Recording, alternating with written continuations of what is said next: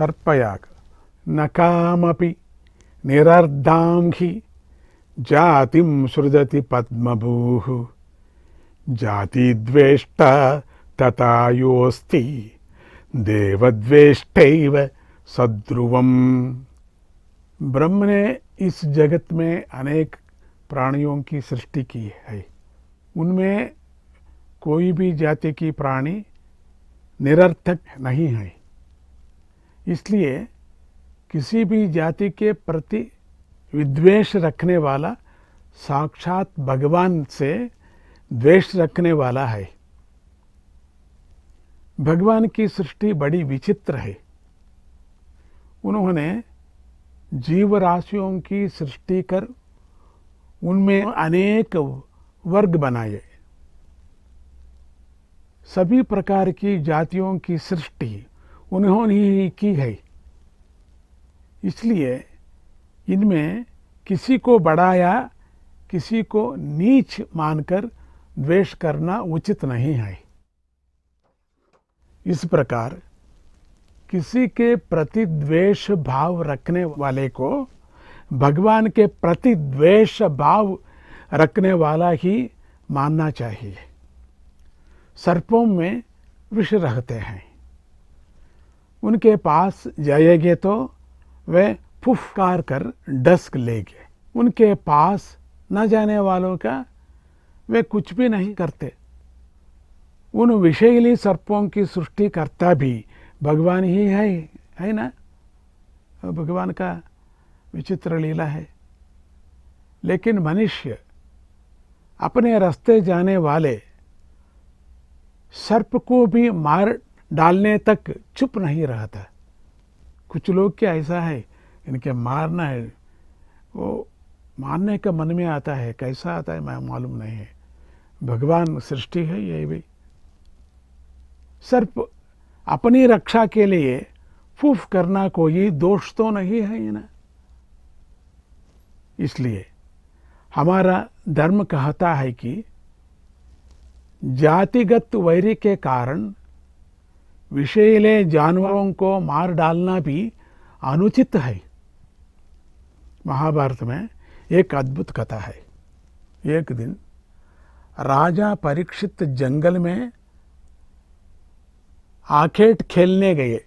वहां उन्होंने तपस्या में लीन एक महर्षि को देखा। परीक्षित महर्षि को प्रश्न किए।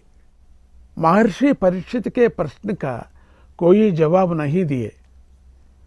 इससे नाराज होकर राजा ने उनके गले में मरे हुए सांप को डाल दिया।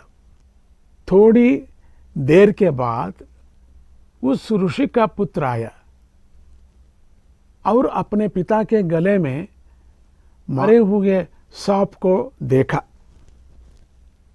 तुरंत उसने शाप दिया कि जिस किसी ने ऐसा किया वह 1 सप्ताह के अंदर सांप के डसने से मर जाएंगे। ऐसा शाप दिया। 7 दिन के अंदर मर जाएंगे।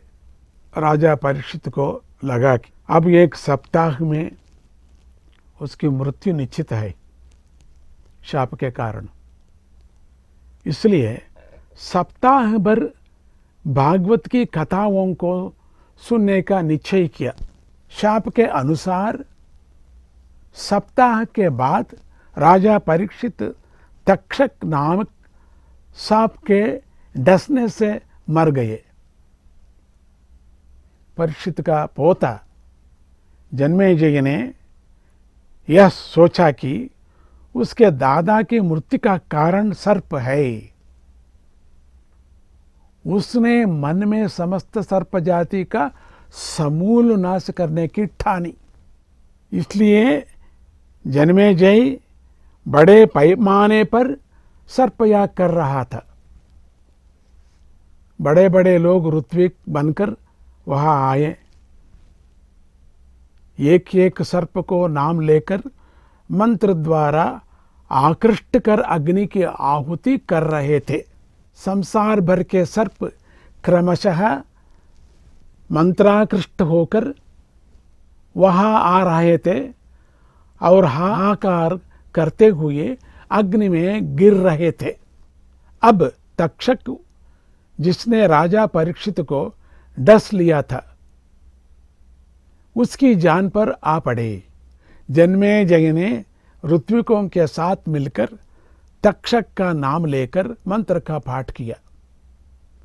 मंत्र शक्ति के कारण तक्षक हिल गया।